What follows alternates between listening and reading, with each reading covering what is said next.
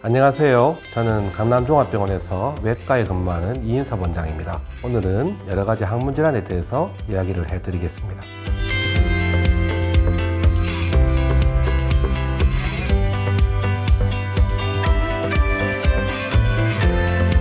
맞습니다. 외래에서 진료하다 보면 환자분들은 항문에 통증이 있거나 피가 나거나 덩어리가 나올 경우에 치질이 생길 것 같다라고 말씀하시면서 외래로 많이 오십니다. 하지만 항문 질환은 치핵, 치열, 치루, 또 항문 주위 농양, 항문 탈출증 같은 다양한 종류의 질환들이 있고 각 질환마다 원인이나 치료 방법도 다 다르기 때문에 외과 전문의의 진료가 꼭 필요하다고 볼 수 있습니다.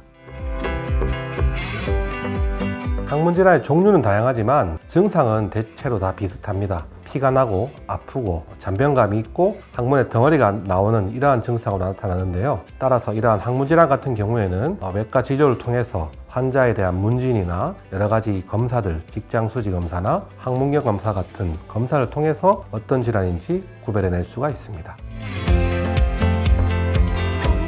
흔히들 알고 계시는 가장 대표적인 항문 질환으로는 치질로 알고 계시는 치핵이 있습니다. 치핵은 항문 내에 있는 혈관 조직이 오래 앉아 있거나 변비 등으로 인한 물리적 충격이나 염증 등에 인해서 굵어지고 딱딱하게 굳어져서 생기는 질환입니다. 이렇게 굵어지고 굳어지게 되면 통증, 출혈을 유발하고 혹은 덩어리를 만들어서 항문 밖으로 밀려 나오기도 합니다. 이러한 치핵의 치료는 덩어리는 만져지지 않고 가끔 피가 나고 아픈 가벼운 경우에는 약물 치료와 자유혹증으로 충분히 좋아질 수가 있습니다. 하지만 덩어리가 만져지고 피가 많이 나고 아픈 그런 심한 경우에는 수술적 치료가 필요한 질환입니다.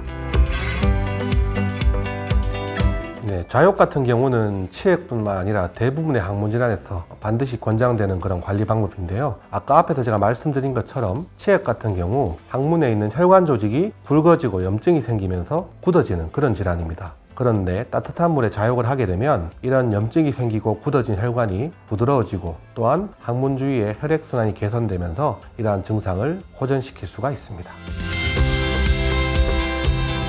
맞습니다. 치핵 수술은 엄청 아픈 수술로 알려져 있습니다. 저도 예전에 제가 환자분에게 설명드릴 때는 평생 아플 걸 몰아서 아픈다 생각해라 이렇게도 말씀드린 적이 있습니다. 하지만 최근에는 여러 가지 좋은 수술법이 개발되면서 예전에 비해서는 훨씬 통증과 출혈을 줄이는 방법들이 나오고 있습니다. 예를 들면 원형 자동문학기라는 기구를 이용해서 항문 전체를 한 번에 수술하는 그런 치료수법이나 혹은 이전에 쓰던 칼이나 전기 소작기를 사용하지 않고 초음파 절삭기를 이용한 수술법 등을 통해서 환자의 통증과 수술 후의 여러 가지 부작용을 감소시키는 수술법들이 개발되어 있습니다.